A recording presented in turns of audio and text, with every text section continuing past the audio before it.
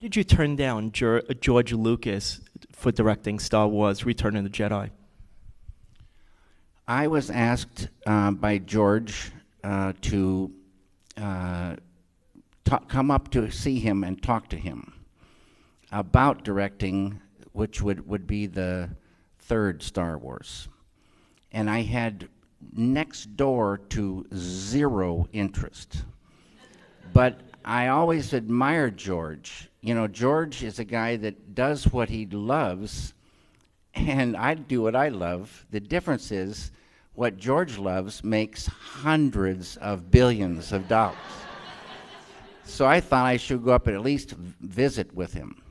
And it was incredible. I had to go to this building in LA first and get a special credit card, and I had to get special keys, and a letter came and a map. And then I went into the airport, and I flew up, and then they had a rental car all ready for me, and this keys, and everything was set, and I was to drive to this place. And I came into an office, and there was George. And he talked with me for a little bit, and then he said, "I want to show you something."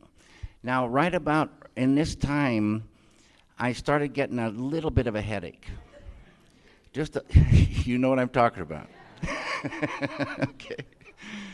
So he took me upstairs, and he showed me these things called Wookiees. And now this headache is getting stronger. And he showed me many animals and different things. Then he took me for a ride in his Ferrari for a lunch.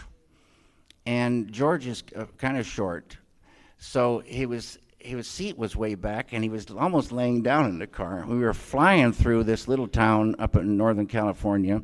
We went to a restaurant. Not that I don't like salad, but that's all they had was salad. Then I got a really, almost like a migraine headache. And I could hardly wait to get to home. And even before I got home, I kind of crawled into a phone booth and phoned my agent. I said, "There's no way, no way I can do this." He said, David, calm down. You don't have to do this."